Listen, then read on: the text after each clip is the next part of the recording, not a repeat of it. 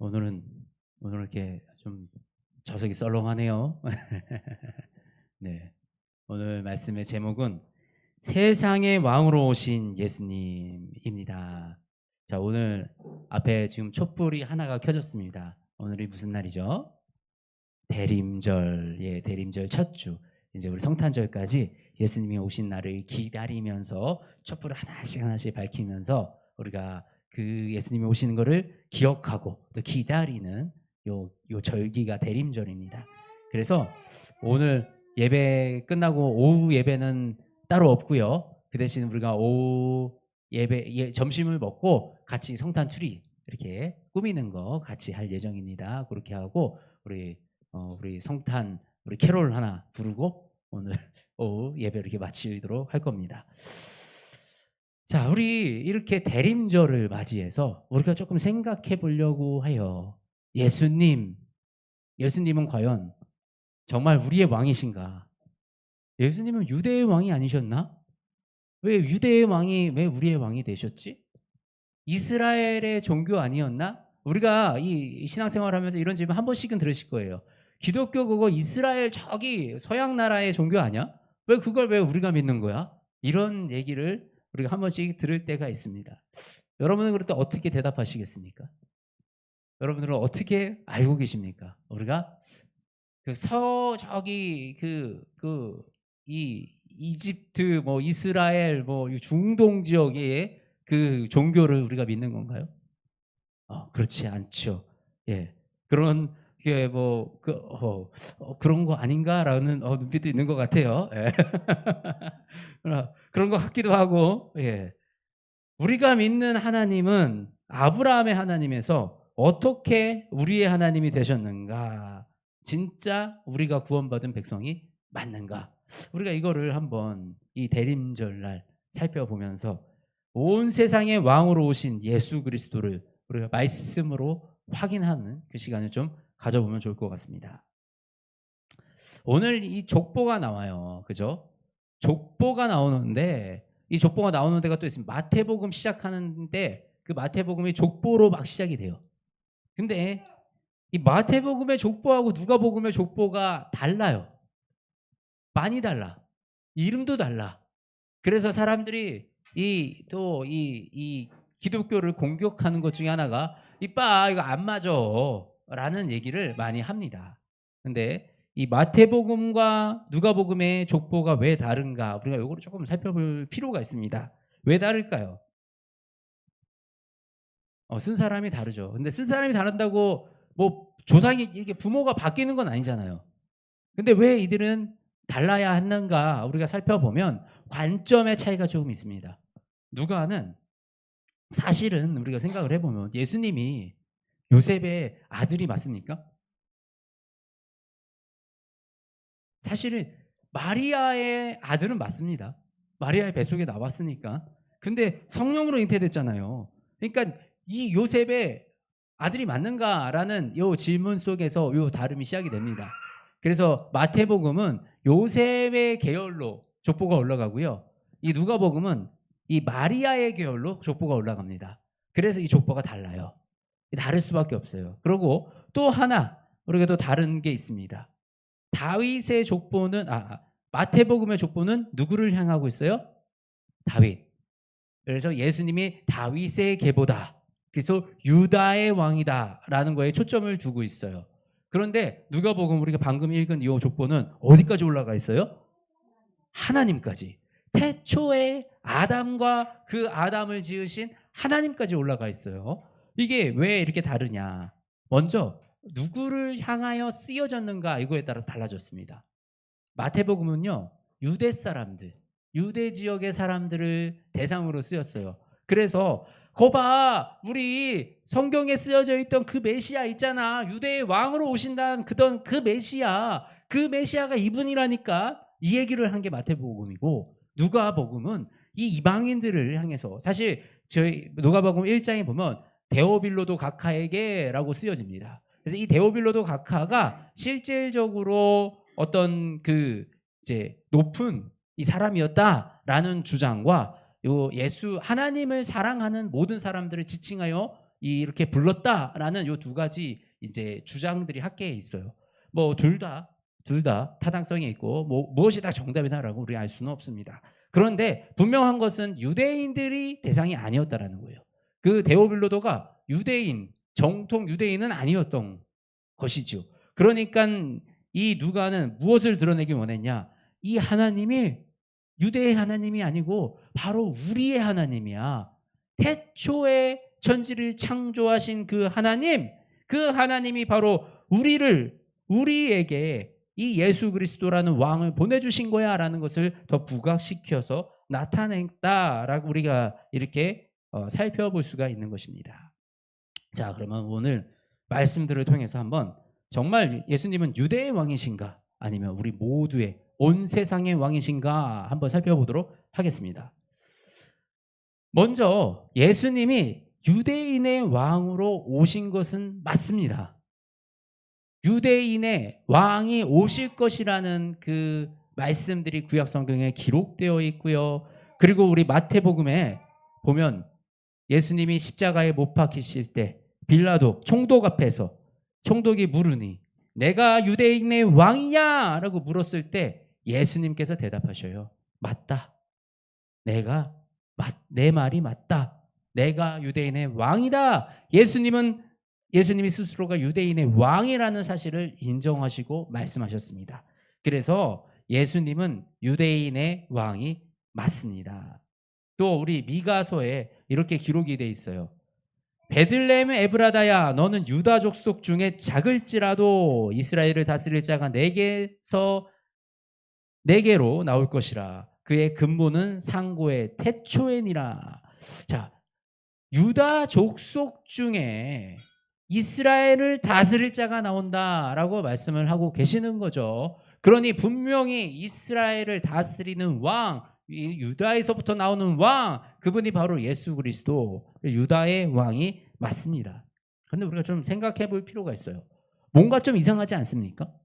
성경은 분명히 태초에 천지를 만드시고 지구와 온 세상을 만드시고 바다와 육지를 갈라놓으신 그 하나님이 갑자기 한 민족에게 너희 민족을 내가 선택했고 너희만 내 민족이고, 이것 자체가 좀 모순적이지 않습니까? 상당히 모순적입니다. 하나님이 지으신 세상인데 온 우주 만물인데 거기에 작은 이스라엘이라는 한 민족만, 그 민족이 선택이 어떻게 됐어요? 아브라함을 통해서 아브라함이 어떤 특별한 사람이었나요? 어떤 대단한 사람이었나요? 저기 갈대아 우르 지역에 살던 한 믿음의 사람 아브라함을 세워서 하나님은 그냥 그저 한 민족을 선택하여 드러내셨다라는 거예요. 왜? 하나님은 이렇게 하셨을까? 왜 이 작은 민족을, 하나님은 이 작은 민족만 구원하시겠다 이렇게 말씀을 하시는가?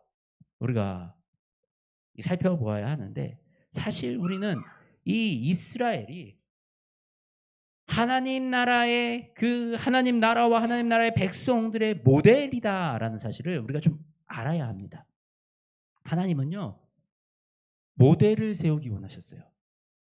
왜냐하면 우리는 이 뭔가 눈에 보여지는 뭔가가 없으면 이해할 수가 없어요.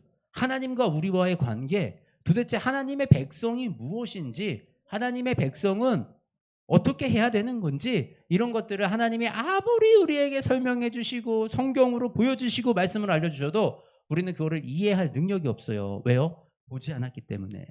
그렇기 때문에 하나님은 샘플, 모델을 만들어서 이거를 보여주셔야 했다라는 사실입니다. 우리가 아파트를 구매하러 갈 때 어디를 가요? 모델하우스. 근데 이 실력이 좋으신 분들은 모델하우스를 가지 않고 도면만 봐도 이게 좋은 아파트인지 안 좋은 아파트인지, 내가 살만한 아파트인지 안 좋은 아파트인지 알 수 있습니다. 그런데 이런 전문가가 아니면 도면을 보고 당최 여기에 지금 소파가 들어갈 공간인지 아닌지, 침대가 들어갈 수 있는지 아닌지, 이게 뭐지, 어떻게 하겠다는 건지 알아먹기가 참 어려워요. 그래서 모델하우스를 딱 만들어 놓고 실제로 침대도 놓고 전등도 달아 놓고 가구도 배치해 놓고 당신들이 살 집이 이렇게 생겼습니다. 라고 보여주는 거. 이게 바로 모델하우스잖아요.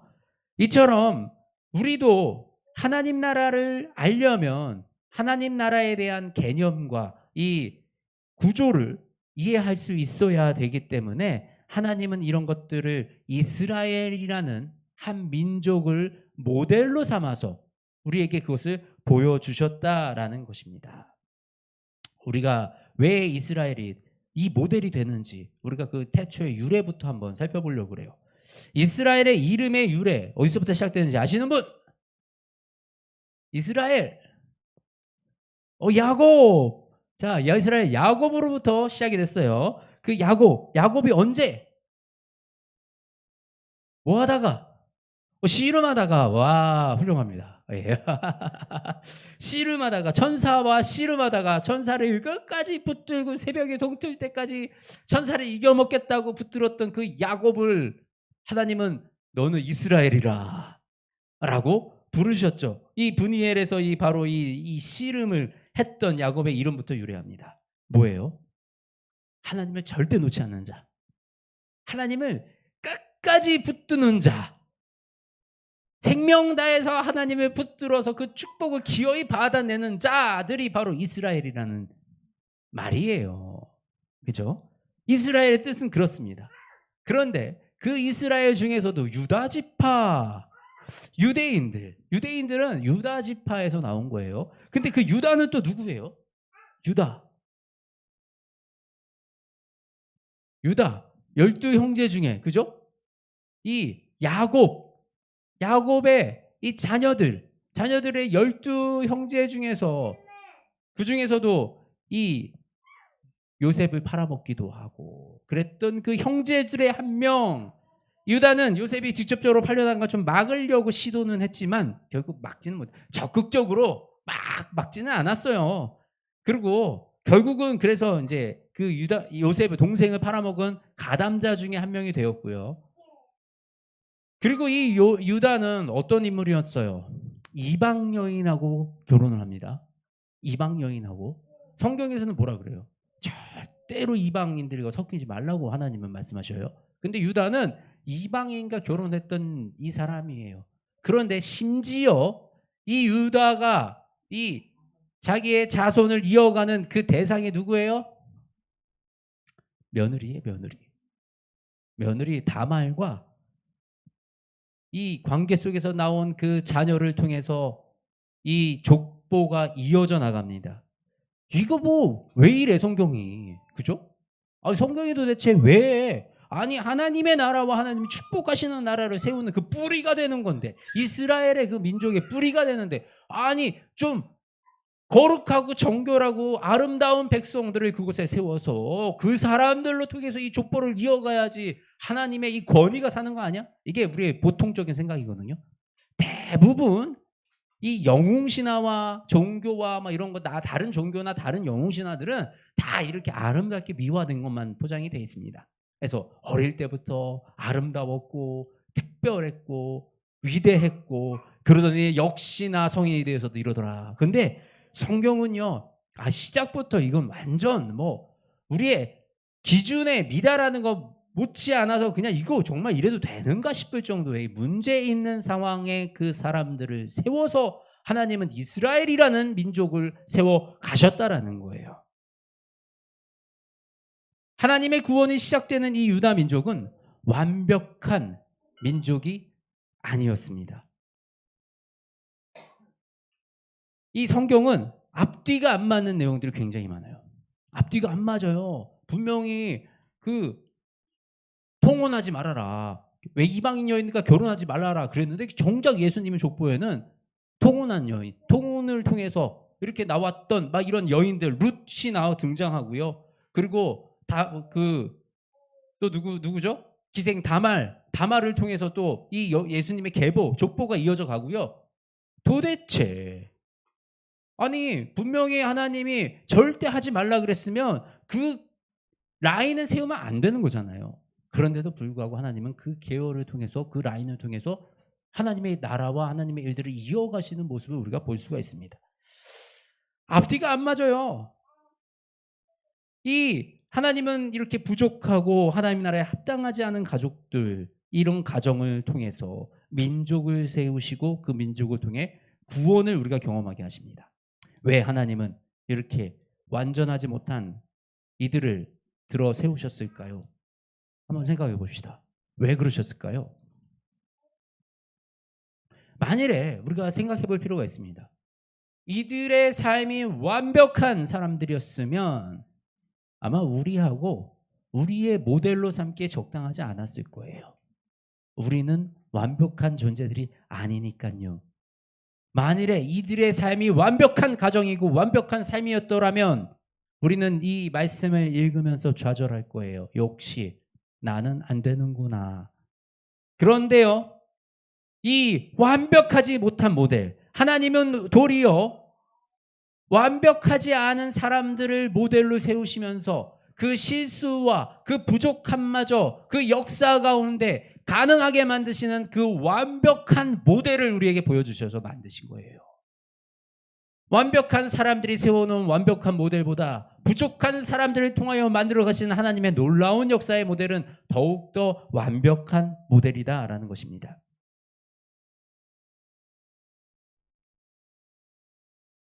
그리고 바로 이어서 우리가 이 이스라엘 백성들을 통하여 애굽 땅에서 하나님은 건져내시는 출애굽의 과정을 통해서 구원의 모델을 보여주세요. 구원의 모델. 애굽은 우리가 포로된 땅이었어요. 포로된 땅에서 백성들을 건져내서 축복의 땅으로 이동하여 보내주시는 그 과정을 그린 게 출애굽기입니다. 그리고 이 출애굽의 여정을 통해서 우리에게 무엇을 보여주시냐? 죄악에 포로되어 있던, 우리는 죄에 노예되어 있던 우리를 건져내서 하나님의 나라의 백성으로 삼으시겠다라는 그 하나님의 계획이 바로 이 출애굽의 이 모델 속에 들어있다라는 거예요. 그래서 우리 이 구원이라는 모델, 구원이 이런 거구나라는 것을 하나님은 출애굽을 통해서 우리에게 알게 하십니다. 그리고 그 구원을 지나가는 그 길에, 하나님이 우리를 구원해 가시는 그 길에 바로 광야가 있었던 것이죠. 광야를 통해서 이 백성들을 훈련하시고 단련하셔서 그래서 하나님의 온전한 백성으로 삼아 가시는 이 모습을 드러내고 계시는 겁니다. 우리 고린도전서 10장 말씀입니다. 형제들아, 나는 너희가 알지 못하기를 원하지 아니하노니 우리 조상들이 다 구름 아래에 있고 바다 가운데로 지나며 모세에게 속하여 다 구름과 바다에서 세례를 받고 다 같은 신령한 음식을 먹으며 다 같은 신령한 음료를 마셨으니 이는 그들을 따르는 신령한 반석으로부터 마셨음에 그 반석은 곧 그리스도시라. 그러나 그들의 다수를 하나님이 기뻐하지 아니하셨으므로 그들이 광야에서 멸망을 받았느니라. 이러한 일은 우리의 본보기가 되어 우리로 하여금 그들이 악을 즐겨한 것 같이 즐겨하는 자가 되지 않게 하려 함이라. 바로 이 광야에서 이스라엘 백성들이 홍해바다를 갈라 나왔던 그것이 바로 뭐예요? 지금 우리의 세례다. 이것이 세례의 원형이다 라고 말씀하시는 거예요. 죽음을, 사실은 바다에 잠겨서 수장돼서 죽었어야 되는 그 죽음을 하나님께서 은혜로 갈라서 그 길을 건너서 하나님의 나라로 들어가게 하시는 이 하나님의 은혜가 바로 세례다라고 말씀을 하시고요. 그곳에서 우리가 먹었던 물, 음료들, 반석에서 나왔던 그 음료들은 뭐예요? 바로 그 반석은 그리스도시라. 예수 그리스도의 보혈로 말미암아 우리가 예수 그리스도의 보혈을 마셨을 때 우리가 그 생명을 얻고 우리가 살아갈 수 있다라고 지금 고린도전서에서 말씀을 하고 계십니다. 그러면서 이러한 일은 우리의 본보기가 돼요. 본보기라는 표현을 썼는데요. 우리가 이 본보기라는 표현을 조금 살펴봐야 돼요. 본보기, 우리 헬라어로는 이게 찍어낸 표상, 윤곽, 표본이라는 이 뜻을 가지고 있습니다. 표본이라는 거예요. 이 표상이라는 거예요. 우리 지금 히브리서에는 이렇게 기록하고 있어요. 율법은 장차 올 좋은 것들의 그림자요, 참 형상이 아니다. 뭐라고요? 참 형상이 아니라고요. 그림자가 뭐예요? 그림자는 실체가 아니거든요.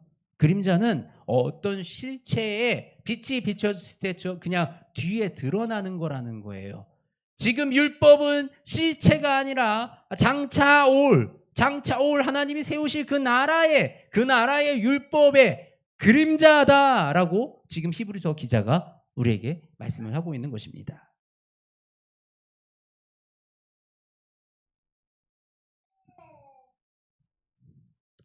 그리고 이스라엘 이 백성들이 이 출애굽을 하면서 마지막에 가나안 땅에 들어가요.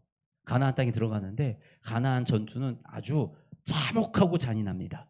그래서 우리는 때로는 어떤 사람들은 비난해요. 사랑의 하나님인데 어떻게 이렇게 잔인하게 전쟁을 하고 사람들을 죽이고. 그런데 이것은 그저 사람을 죽이고 내가 그 땅을 차지하기 위해서, 내가 저 땅을 내 땅으로 소유하기 위해서 내린 그 전투가 아니라, 이 전투는 바로 우리의 영적 전쟁을 모델로 하고 있는 것입니다. 바로 우상 숭배와 음란과 이런 죄악들에 노예되어 있는 그곳 땅들, 그들의 통치를 받고 있는 그 나라와 우리가 섞이지 말아라. 사실 하나님이 통혼하지 말라는 게요, 진짜로 그냥 이 민족을 지키고 다른 나라 여자와는 절대 결혼하면 안 돼, 이 의미였다면 성경의 족보에 그 여인들이 들어가면 안 되는 거예요. 그런데 이 모순적으로 하나님은 통혼하지 말라 그러시면서도 이방 여인들을 통해서 이 대를 이어가십니다. 결국 하나님이 정말 중요하게 보셨다는 건 뭐예요? 이게 이방 여인이고 외국 나라고 이게 중요한 게 아니고 무엇을 섬기고 있느냐? 우상을 섬기고 있고, 너희가 지금 돈을 섬기고 세상을 섬기고 이런 탐욕주의로 빠져들고, 그리고 아주 인간의 그 정욕에 따라서 살아가는 그들과 섞이지 말아라. 그리고 우리 안에 그런 죄악들을 철저하게 섬멸시켜라 라고 말씀하시는 게 바로 이 가나안 전투의 이 모델이다라는 것입니다. 그렇게 출애굽기와 가나안 전투를 치르는 이 이스라엘 백성들, 그래서 그들은 이제 가나안 땅에 들어갑니다. 그래서 그들은 완전했나요? 온전했나요?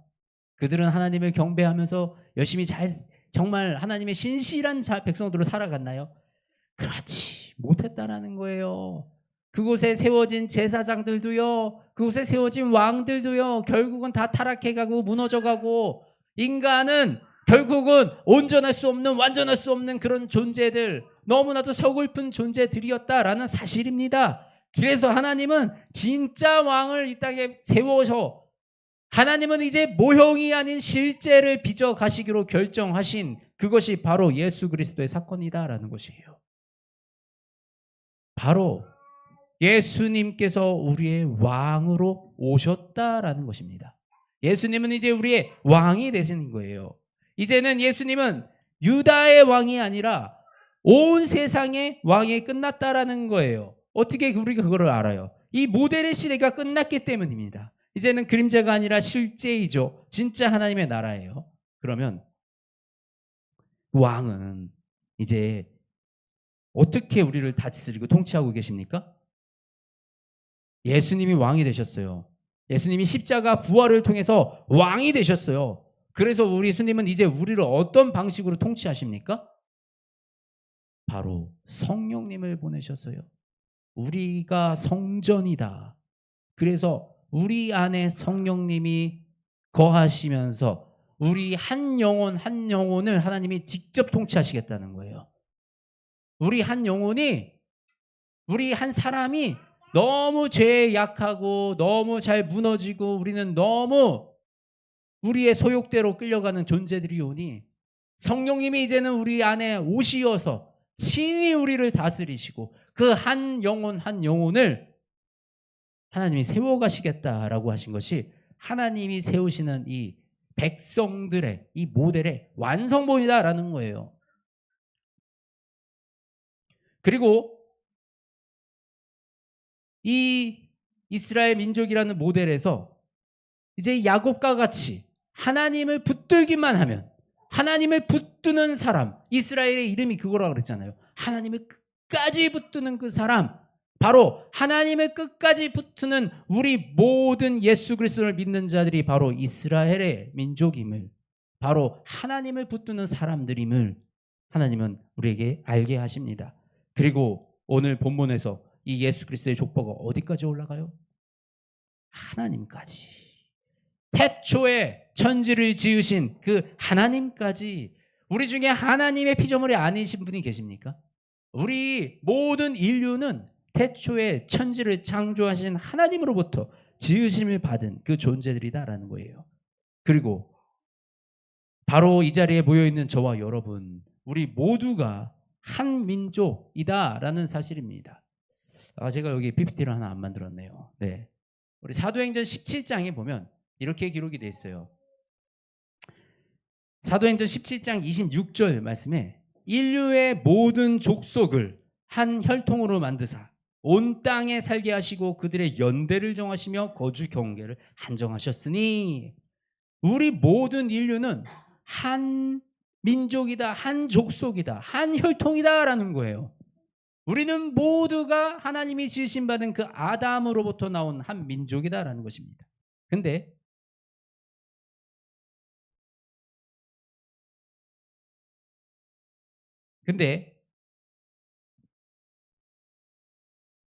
우리는 이 아브라함을, 하나님이 아브라함을 부르신 것처럼, 하나님이 아브라함을 선택하여 지명하여 부르신 것처럼 바로 우리들도 그 하나님이 지명하여 부르셔서 우리에게 하나님의 자녀되는 특권을 지금 주고 계신다라는 거예요.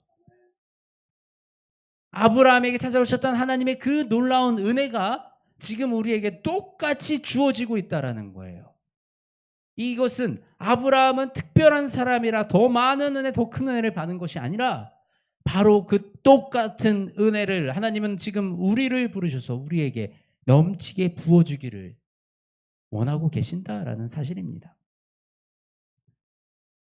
하나님이 창세 전부터 이 모든 것들을 계획하셨습니다.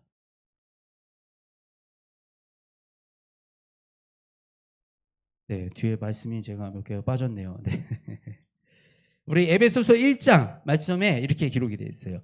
곧 창세 전에 그리스도 안에서 우리를 택하사 우리로 사랑 안에서 그 앞에 거룩하고 흠이 없게 하시려고. 창세 전에 하나님은 세상을 지으시는 그 처음 창세 전부터 예수님 안에서 우리를 이미 택하셨다라는 거예요. 이미 택하셔서 그 하나님의 사랑 안에서 거룩하고 흠이 없는 존재들로 우리를 부르셨다라는 것입니다. 그리고 그 계획이 아브라함으로 이어졌던 거예요. 우리가 아브라함 뒤에서 축복을 받는 것이 아니라 태초부터 선택되어진 우리를, 그 축복을 이어서 아브라함에게, 그리고 그 이스라엘 민족을 모델로 삼아서, 그리고 그곳 이스라엘 민족의 유대 지파 유다의 왕에서 나타나신 예수 그리스도로 말미암아 완성을 지으셨다라는 것입니다. 하나님은 아브라함 지파, 아브라함 족속이 아니라 땅의 모든 족속이 아브라함을 인하여 복을 얻을 것이라 라고 말씀을 하셨어요. 창세기 12장 3절 말씀입니다. 너를 축복하는 자에게는 내가 복을 내리고 너를 저주하는 자에게는 내가 저주하리니 땅의 모든 족속이 너를 인하여 복을 받을 것이다. 아브라함에게요, 하나님은 너의 족속이 복을 받을 것이다 그러지 않으셨어요. 땅의 모든 족속이 너로 인하여 복을 받을 것이다. 바로 우리가 세워가는 이스라엘이라는 이 민족의 모델을 통해서, 바로 이 민족을 통해서 이어져 나가는 하나님의 말씀과 하나님의 말씀을 지켜 행했던 그 백성들로 인해서 이제는 완성된 하나님 나라의 모델인 우리 지금 예수 그리스도께서 왕 되신 이 세상을 우리에게 허락해 주셨다라는 것입니다. 말씀을 좀 정리해 볼까요? 오늘 말씀 좀 어렵죠? 어렵나요? 안 어렵나요? 네. 재밌나요? 예. 우리는 나눕니다. 자꾸 민족을 나누고요, 혈통을 나누고요. 나눠요. 왜? 우리 언제부터 나뉘었어요? 바벨론의 사건, 바벨탑의 사건부터 우리가 나뉘었어요. 왜? 우리의 교만 때문에. 요즘 이 교회들이 이게 나뉘어집니다. 교단이 나뉘어지고 막 여러 교파가 나뉘어지고 여러 가지 나뉘어져요. 근데 저는 이것이 우리에게 필요한 일이라고 생각합니다. 너무 뭉쳐서 너무 거대해지고 너무 힘이 커지면 그 힘이 엉뚱한 데로 가고 엉뚱한 데 힘으로 행사하고 그러면서 간에 교만만 커져가니, 그 교만을 다스리기 위해서 하나님은 나누시는 거예요. 나눠서 각자의 자리에서 각자의 믿음을 지켜나가게끔, 결국은 우리가 그 공교회로 서로 연합하는 것은 주어진 자리에서 주어진 역할을 감당할 때 이루어지는 것이지, 우리가 이것을 크게 해서 우리가 힘을 키워서 세상을 바꾸자라는 우리의 그 의지로 되는 것이 아니라라는 사실을 하나님은 우리에게 알게 하시는 것입니다. 이처럼 세상은 민족을 나누고 혈통을 나누고 족보를 나누지만 모든 인류는 아담과 하와로부터 시작되어서 하나님의 지으심을 받았습니다. 그리고 그렇다면 하나님의 관점에서 하나님의 백성은 누구입니까? 우리 모두가 하나님의 백성이라는 사실이지요. 그런데 하나님은 그 백성을 구별하십니다. 어떻게요? 하나님을 선택하는 자들과 하나님을 거부하고 반역하는 자들, 우상을 따라가는 자들과 하나님을 섬기는 자들을 하나님은 분별해내시는 거예요. 철저하게 분별해내십니다. 그리고 그 기준이 뭐예요? 바로 예수 그리스도.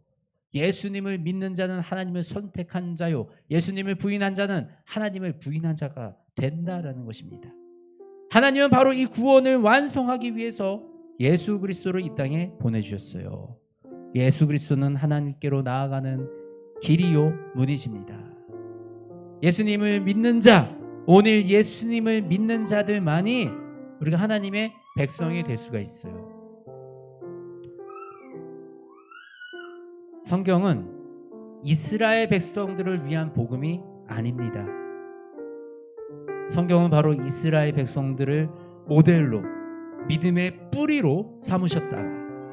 다시 하나님의 나라를 온 세상, 온 인류로, 온 하나님이 주신 모든 피조물로 하나님이 이 세상을 지어가시는, 그 건국해 가시는 그 가운데 바로 우리를 부르시고 우리들에게 땅 끝까지 복음을 전하라 라고 말씀을 하시는 겁니다. 그 역사 가운데 저와 여러분을 하나님이 아브라함을 부르셨던 그 은혜에, 하나님의 강권적인 선택으로 하나님이 축복하여 세우신 그 아브라함에게 부어주신 그 놀라운 축복의 은혜, 그 똑같은 축복을 저와 여러분에게 지금 부어주신다라는 사실입니다.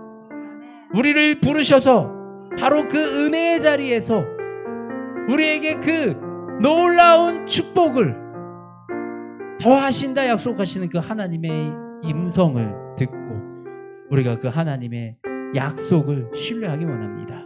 그리고 저와 여러분들이 이 하나님의 기쁜 소식에, 예수 그리스도의 이 기쁜 소식에, 이제는 우리의 왕이 되어주신 예수 그리스도의 이 기쁜 소식에 반응하는 성도들이 되어지기 원합니다. 이 놀라운 일을 이루고자 이 땅에 오신 예수 그리스도, 그 예수님이 왜 이 땅에 오셨는지, 그리고 예수님은 어떤 방식으로 이 하나님의 나라를 이루어 가셨는지, 바로 자신을 희생함으로, 십자가에 매이심으로 순종하셨던 바로 그 순종이 이 하나님의 역사를 완성시켜 나아가고 있었던 것입니다. 그리고 우리는 그 은혜로 말미암아, 아까 반석에서, 예수 그리스도의 반석에서 나오는 그 보혈로 말미암아 우리의 인생이 깨끗하여지고, 이 부족하고 날마다 넘어지는 우리의 인생을 하나님이 깨끗하게 씻어서 사용하신다라는 것입니다.